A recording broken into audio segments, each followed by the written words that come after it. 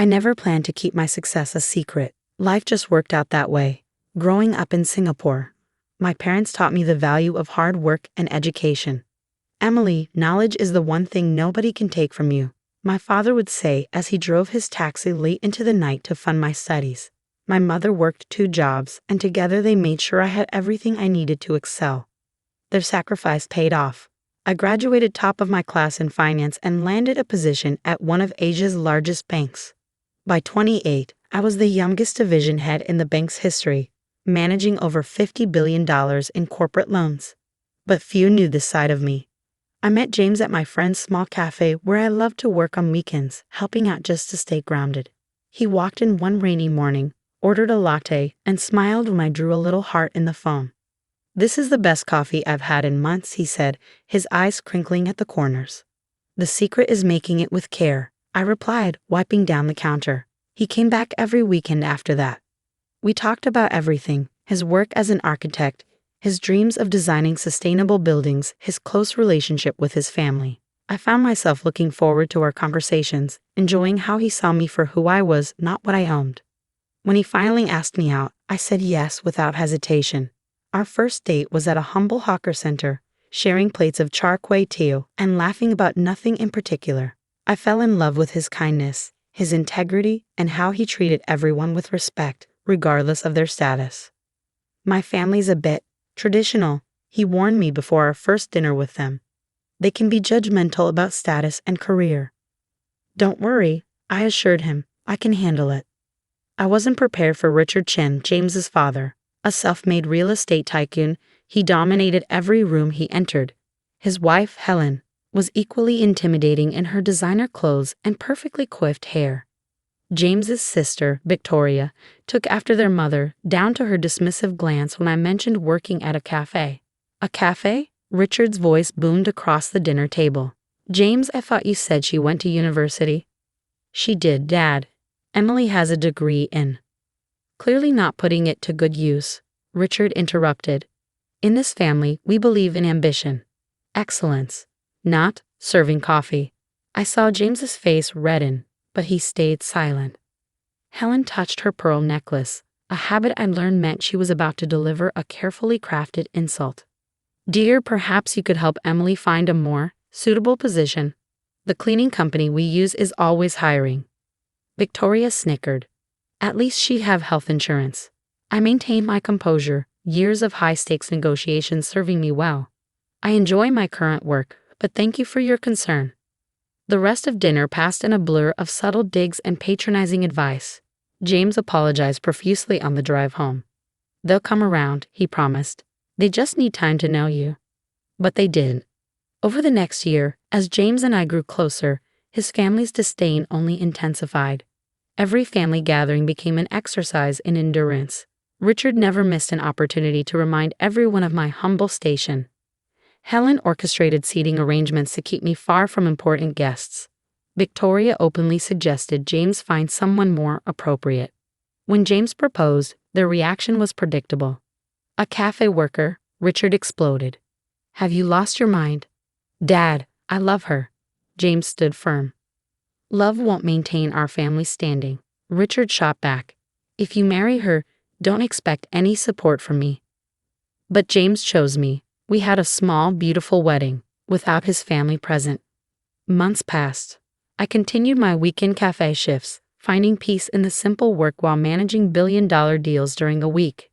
James respected my choice to keep my career private, understanding my need to be loved for myself, not my position. Then came the annual Chen family reunion. "We have to go," James insisted. "They're still family." I agreed, hoping time had softened their hearts. I was wrong. The reunion was held at Richard's mansion, a sprawling estate that screamed old money. The moment we arrived, I felt the familiar weight of judgmental stares. "Oh, the cafe girl still hasn't found a real job." Victoria's voice carried across the garden. How persistent. Richard gathered everyone for his annual family address, champagne flowing freely as he boasted about the family's achievements. Then he spotted us. "Ah, James, come, tell everyone about your new project." His eyes slid past me. "And your wife can serve drinks. It's what she's good at, yes." Laughter rippled through the crowd. James opened his mouth to protest, but before he could speak, a commotion erupted near the house. Richard's secretary came running out, face pale. "Mr. Chen. Urgent call from the bank." "Not now," Richard waved her off. "We're celebrating." "Sir, it's about the emergency loans." "They're denied." Richard's smile faltered. "Impossible. I spoke with the division head yesterday." "No, sir. The new CEO is reviewing all major loans personally. They're requesting a meeting tomorrow." I felt my phone vibrate, my own secretary calling. I knew what this was about. Richard's company had been flagged for suspicious accounting, and as CEO of the corporate banking division, I had ordered a complete audit. The timing couldn't have been more perfect. "Excuse me," I said quietly, stepping away from the crowd to take my call. "Ma'am," my secretary whispered, "Chen Development's financials are worse than we thought. The audit shows systematic misrepresentation of assets." "Send me the files," I replied. "I'll review them tonight." When I returned, Richard was in full crisis mode. His face had lost its usual smugness, replaced by barely concealed panic. He was barking orders into his phone while Helen hovered nearby, wringing her perfectly manicured hands. Victoria sidled up to me, her voice dripping with false sympathy. "Looks like Daddy's company is having issues. Not that you understand business matters. More champagne?" I smiled politely. "No, thank you. But I do have a question. How's your position at your father's company?" She preened. "I'm Executive Vice President of Operations." "Interesting. And what exactly do you do?" Her smile faltered. "I oversee things. Important things. Like the shell companies in the Cayman Islands." Victoria's glass slipped from her fingers, shattering on the marble floor. Several heads turned our way. "I don't know what you're talking about," she hissed. "The ones hiding your father's debt? Or perhaps the inflated property valuations?" Before she could respond, Richard's voice boomed across the garden. "Everyone, party's over. Family emergency." As guests began to leave, Richard pulled James aside. "Son, I need your help. The bank, they're being unreasonable. Your architecture firm has good relationships with other banks, yes." James looked uncomfortable. "Dad, we're just a small firm. We don't handle those kinds of loans." "Useless," Richard exploded. "Just like your choice in wife. If I lose this company, it's on your head for bringing bad luck into this family." That was enough. I stepped forward, my phone in hand. "Mr. Chen, I believe we have a meeting tomorrow at 9 a.m. He barely glanced at me. "This doesn't concern you, coffee girl." "Actually, it does." I opened my banking app, displaying my executive profile. "I'm the CEO you'll be meeting." The silence that followed was deafening. Richard's face cycled through confusion, disbelief, and horror. Helen's pearl necklace clattered to the ground. Victoria looked like she might faint. "That's impossible," Richard stammered. "Emily Chen, CEO of Corporate Banking Division, Singapore United Bank," I stated calmly. "Your loan applications crossed my desk last week. The irregularities were concerning." James stared at me, mouth agape. "Emily? All this time?" "I wanted to be loved for who I am, not what I own," I explained softly. "You gave me that gift. Your family, not so much." Richard suddenly straightened, his businessman instincts kicking in. "Well, this is wonderful news. We're all family here. Surely we can work something out." "Family?" I echoed. "Like when you called me a gold digger at our wedding reception. Or when you told your business associates that James married beneath his station." Helen stepped forward, arms outstretched. "Darling, we were just protecting our son. Surely you understand."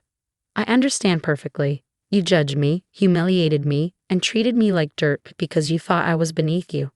Now you want my help." Victoria attempted damage control. "Emily, sweetie, we were just teasing. It was all in good fun." I turned to James. "Did you know about your sister's role in the company?" He shook his head. "She said she was handling operations. She's been helping your father hide debt and inflate assets. The audit shows years of financial manipulation." Richard's face turned purple. "Now see here, you can't just." "I can and I will," I interrupted. "Tomorrow's meeting isn't about loans. It's about fraud investigation." The color drained from his face. "You wouldn't dare. We're family." "Family?" I laughed softly. Let me share some wisdom from my father, the taxi driver you mocked at my wedding. He taught me that true family supports you, believes in you, and loves you regardless of your status.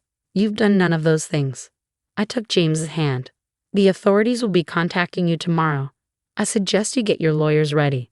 As we turned to leave, Helen called out desperately, "Wait, what about Victoria? She was just following orders."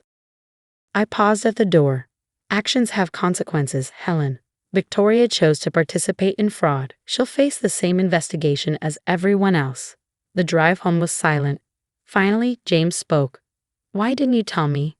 Would you have treated me differently if you knew?" He thought for a moment. "No, I fell in love with you, not your job. That's why I fell in love with you too." I squeezed his hand. "I'm sorry for keeping this from you. I just needed to know our love was real." "What happens now?" I sighed. "Your father's company will be investigated. With the evidence we have, there will likely be criminal charges. Victoria too, if she's implicated. And us. That depends. Can you handle being married to a woman who makes more than your entire family combined?" James laughed, the tension breaking. "I think I'll manage, but no more secrets." "No more secrets," I promised. The next morning, the Chen family empire began to crumble. Richard arrived at my office precisely at 9 a.m., flanked by his lawyers. Gone was the arrogant tycoon. In his place sat a man who finally realized he wasn't the most powerful person in the room. The audit revealed systematic fraud spanning 5 years, I stated, sliding the report across my desk. Falsified valuations, hidden debts, shell companies. It's all here. "We can explain," his lawyer began. "No need. The evidence has been forwarded to the authorities." Richard leaned forward. "Emily, please, think about what this will do to the family name.